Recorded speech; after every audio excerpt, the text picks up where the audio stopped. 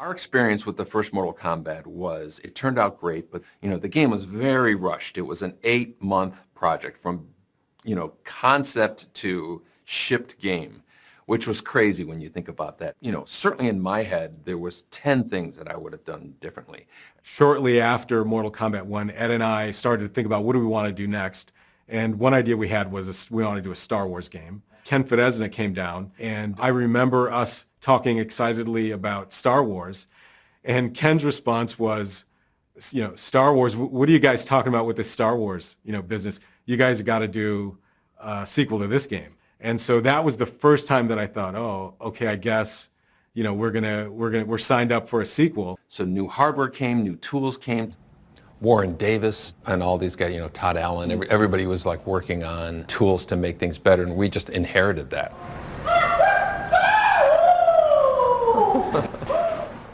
Oh my God! One of the things that is better about Mortal Kombat 2 from Mortal Kombat 1 is the graphics.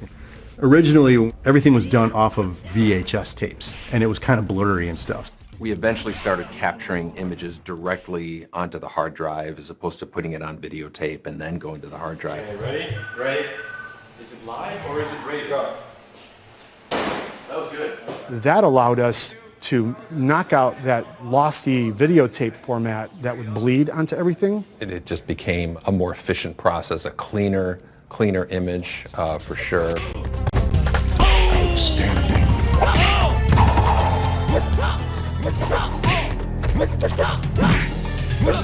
We added much better kind of combo system that was going. Jax wins. You could turn around and kick.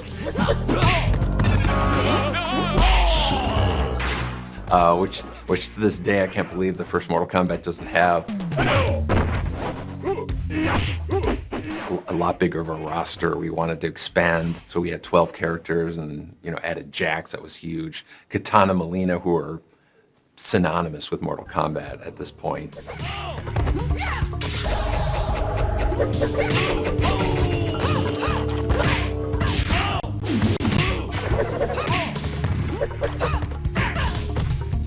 One of the reasons I know that we swapped Sonya for Kitana Mileena was because of their masks. We were able to get 2 for 1. So the same palette swapping technique we used for Scorpion and Sub-Zero, we thought, okay, let's take advantage of this with the female characters. Kitana wins. Fatality. Tony Goski, graphic genius. Hey, it's Ed Boom. Ed, John, Tobias, and Martin Mel walk in my office. Ed says, hey Tony, we're thinking of do you want to work on Mortal Kombat? I was an instant yes. Tony Goski was working on a game called NBA Jam, and he was doing a great job, but he, in his heart, he was a traditional painter, and so when Mortal Kombat 2 came along, he was a perfect fit. It was suited my style and things I enjoyed. Fantasy art, starting to get into surrealism with, like say, Dali and Magritte, and I kind of just went that direction, Tony Goski defined the majority of the look and feel of Mortal Kombat 2, specifically the backgrounds. Tony's influence came into what does Outworld look like? What does, this really mysterious Mortal Kombat, this fantasy Mortal Kombat, what does that look like? Introducing the Outworld was huge because it completely carved a new look for Mortal Kombat. Kind of used like Chinese influence, but with graphic and surrealism kind of coming together. Pit was an iconic stage in MK1, so we made the Pit 2. The person, dun dun dun, gets hit, and we do what we would call a camera cut now, but it would just do a top view of the person doing like this, and the background would scale up, and clunk.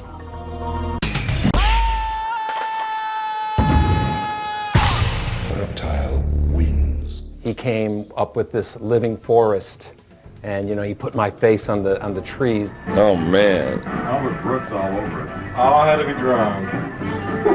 No digitizing for Tony. What? I did digitize the tree. What line of Ed's face?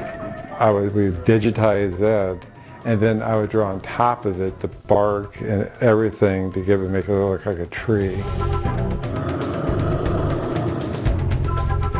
Obviously, we all like horror movies and things that are like shocking. You go all the way to the left, and there's a tree kind of looking straight down the fight line, and that's based off Ash from the Evil Dead.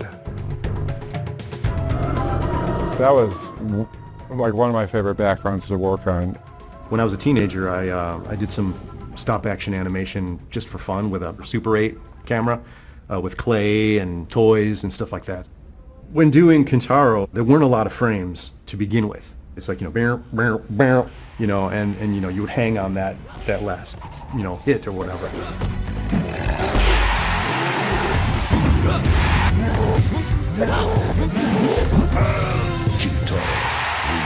I would sort of try to mimic what John was doing with main characters as I was doing Kintaro. For me, what was most exciting was there was this fiction that we would tell a little bit of story just through a couple sentences in the attract mode. And so once the talk of a sequel came about, I knew that, okay, this is our opportunity to tell all this story that we alluded to in the first game. Now we can sort of move things forward. And so I mean, it was just, we're so young. It was just like, cool, we're gonna do a number 2. Okay. And that's about my thought process, you know, cool, I still have a job.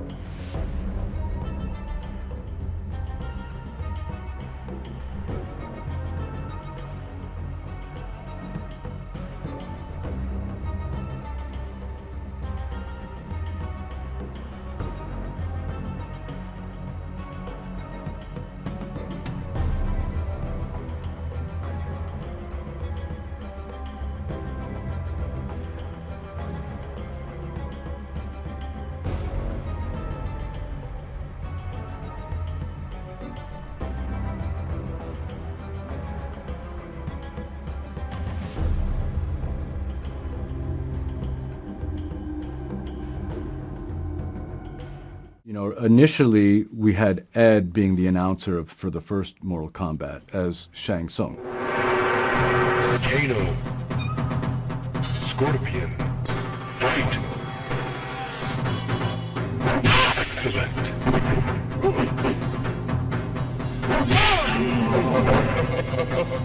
And then we wanted to go a different direction for the second one, and so they created this character, Shao Kahn.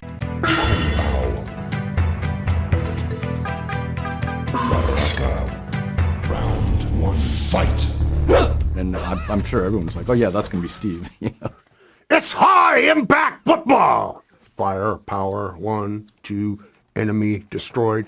I am the Black Knight. Voice work in games, I loved it. I loved doing it. If they wanted me, I was there. If you want a dude with a heavy, deep voice, then you could pitch it down some more and make it sound super basso profundo, that's the guy. They wanted me to be a 200-year-old Asian man, you know, martial artists. Dan had a structure and a language and a way for me to speak. Here's the list, do these things, and then a little bit of coaching. Sonya, Baraka, Round one. Fight! And he, you know, did a great job. And that's it. That's what you hear in the game. Finish him.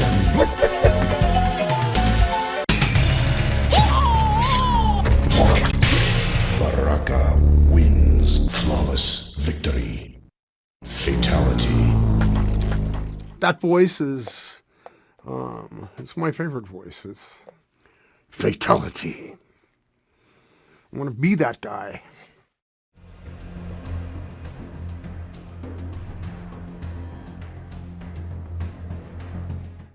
So Ed and I, we worked on these games, and we really liked playing super high impact. There was a machine in the hallway in the back, and we'd go there, have a game or two.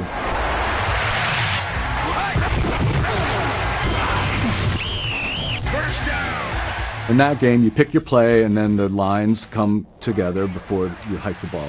And so as they're doing that, I'm saying, I predict that you're toast. And that evolved into, I predict Toasty! And Ed would crack up. George Petro said, you guys should put some of that silly stuff you do in the game. And we're like, yeah, whatever.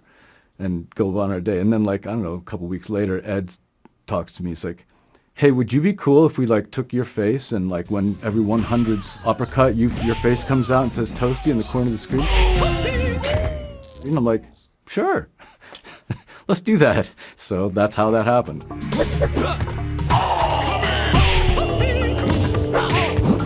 Silliness, right? It's good to have a little bit of silliness.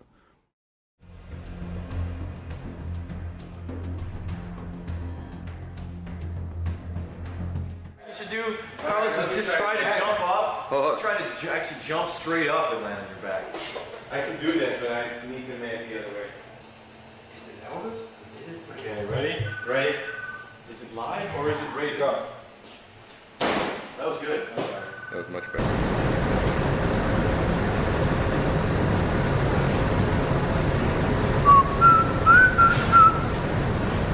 There's a story.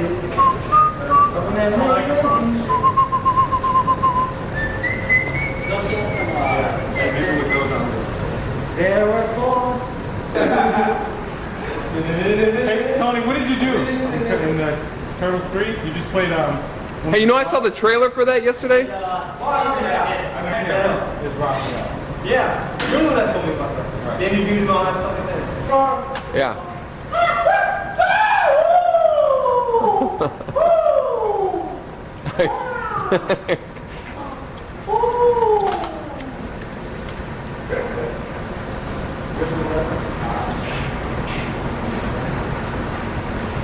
Right, but it's like 2 frames that that we use. See, like, that's not bad. Okay, you know what, that's enough. Oh my God, that was the best one.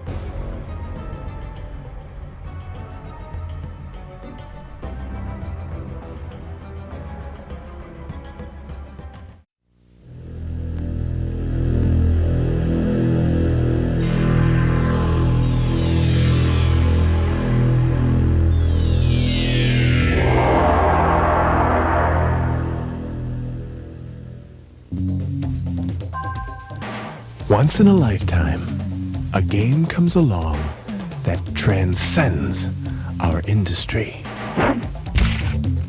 The theme connects with something deep inside us and embeds itself firmly in the popular culture. Once in a lifetime, a game takes on a life of its own. To millions worldwide, it becomes more than just a video game. It becomes an obsession, a controversy. And they just can't wait to take it home.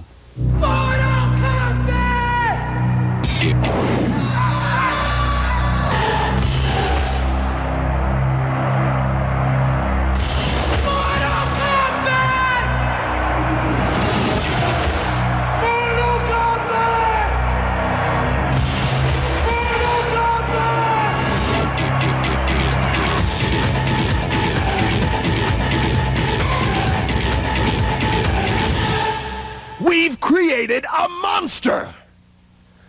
Actually, we've created several.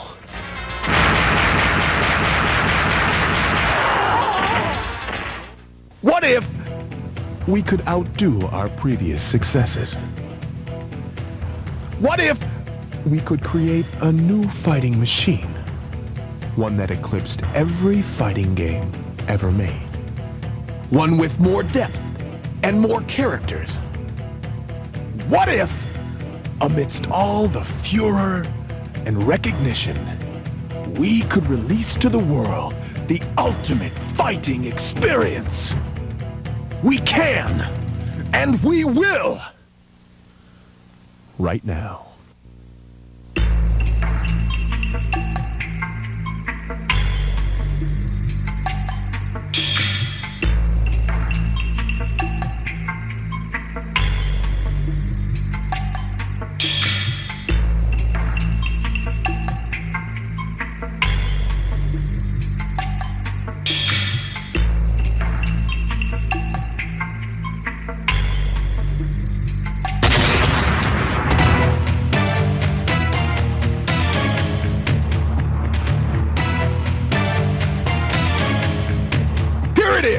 Mortal Kombat 2! More characters!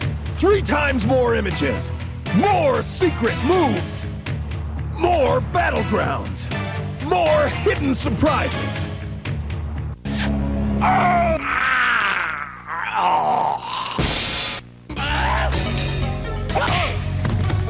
And it's the first video game to feature our crystal clear DCS sound.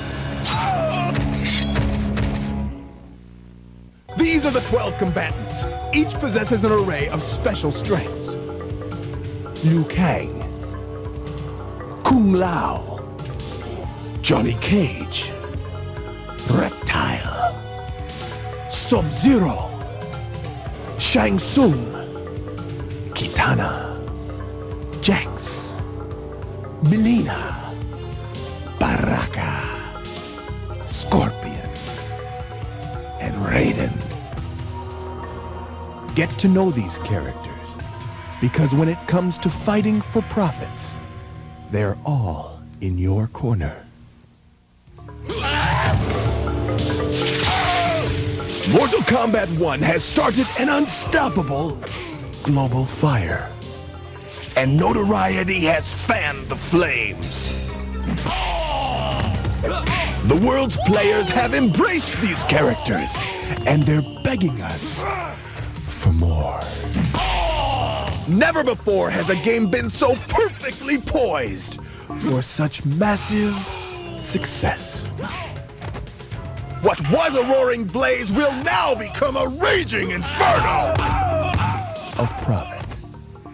Get ready to feel the heat of Mortal Kombat 2.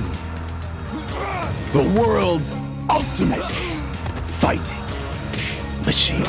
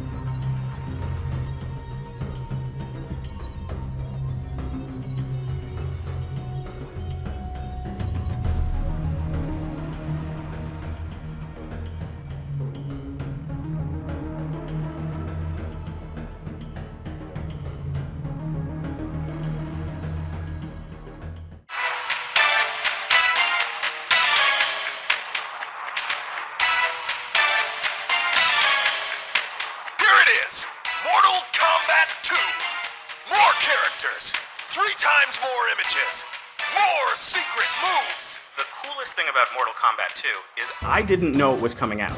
I knew it was probably being worked on, and there were just rumors floating about. I never even thought of a sequel. I was so fixated on the first game. I had no idea. Nobody at my school had mentioned it. It wasn't until I walked into it was an arcade called Uncle Bob's, and there it was already. The first thing I saw was somebody slicing someone in half with Kung Lao's hat. And I remember being like, what? There's a Mortal Kombat 2, and it is crazy! A friend came running into band class one day and said, oh, there's a Mortal Kombat 2. I saw this new character. He's a monster. He's got knives for hands. Baraka was the first character I picked. I kept pumping quarters in. It was so exciting to see the advancements and the new characters. There is a specific reason that Mortal Kombat 2 is my absolute favorite game in the entire series. And that is because of Katana's easiest in the world fatality. Walk up to the person and hit block, block, block, block, block, block, block, block, block, high kick. Katana wins. I was immediately a master of her. Fatality. I still main Mileena whenever I play MK2, and I can do that back down, low punch to do that kind of roll thing, and then forward, low kick to do that kind of teleport from the ceiling kind of thing. It looked bigger, it looked better, it looked badder, it was bloodier. The animation was more fluid. It looked like a comic book, and that's not something I ever thought I would ever want from a Mortal Kombat game. Sub-Zero wins. Fatality. But like I said, I never even dreamed of a sequel. One day there it was, and it was fantastic. The favorite characters are back, so you have kind of that step into it. The excitement was just incredible. I remember seeing Mortal Kombat 2. It's the level that has Shao Kahn, the big bad guy, who had the people chained up on the pedestals in the background. You were fighting your opponent, but there was a sense of storytelling in the actual level design, and that was one of the first times I had seen that and been like, that's really cool and that's really, really clever. And I still bought the Game Boy versions, just because Game Boy was the system I played the most. And what's interesting is that Mortal Kombat 2 for the Game Boy is fantastic.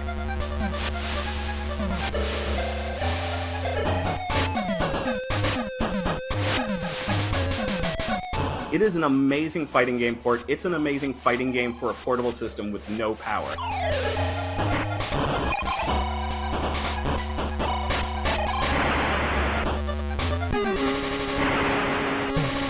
I played a ton of Mortal Kombat 2 on Super Nintendo. I would have friends over. My living room kind of became a mini arcade.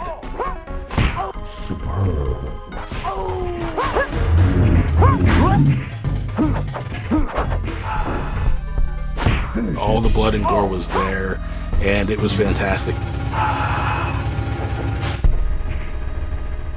Fatality. It felt pretty darn close to arcade perfect. So haha, that time Nintendo came out on top.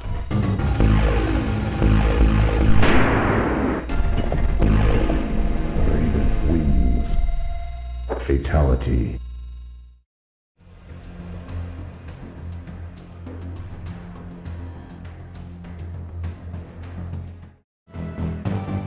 I got put on as a lead on the second one, and that's where we really made the right decisions, which was nice.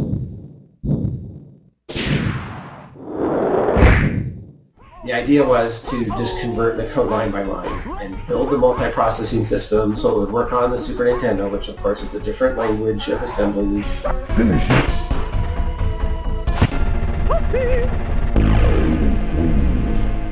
We, I think, started, is November, somewhere like that, in 1993. We had to be done in July, and so we didn't show them anything until April.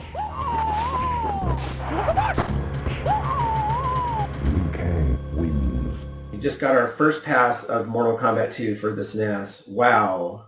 The entire video department here at Midway is absolutely blown away at how well you have matched the feel of our arcade version on Mortal Kombat 2. We can already see that this will be the version to have as the graphics and gameplay are awesome. So we just continued down that road, got the game done on time, and it scored really high. I had some magazines, I gave it 5 stars, and it was a nice project. I did think that it was done a lot better. They could ship a game that was more like the arcade, as much as we could get it anyway. Put the rating on it and not have to have green blood.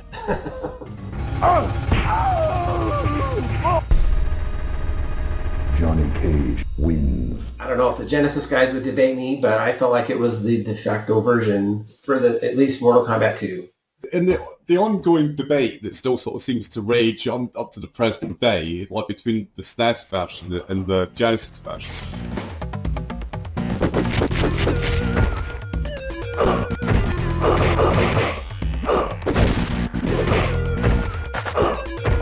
SNES version is perceived as being like the winner, it's the better version. And that's like, I think, largely because it's like more complete version. The reason the SNES one has got more stuff than ours, because they're like both made for the same size sort of cartridge, is that it's a lower resolution system, right? So therefore their art assets are smaller, and all the little sort of size differences add up.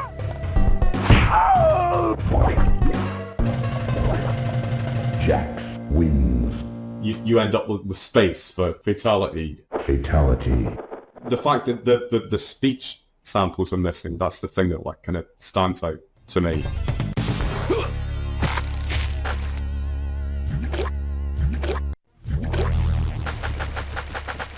The way I got the Genesis version is like a little bit sort of convoluted. Basically, Paul had done the first one, Paul were offered the second one, and they offered it to Paul, which is like kind of logical sort of thing to do, and Paul turned it down. Idiocy, stupidity. At the time I was offered it, I did think that actually MK2 wouldn't ever come out, that it would be banned. There was a bunch of people in the studio kind of talking about violence and talking about this game, and so I didn't particularly want to spend all that effort on a game that then got banned. Hindsight's a wonderful thing, isn't it? So then they offered it to me. Right, and I'd never done any Mega Drive stuff before. They used to think of it as like a cooperative multitasking system. And it's the first time I'd ever like kind of come across it. And like once I like kind of understood it properly, I loved it. I thought it was fantastic. Basically, I ripped it off. But every game that I wrote subsequent to that, I used that system.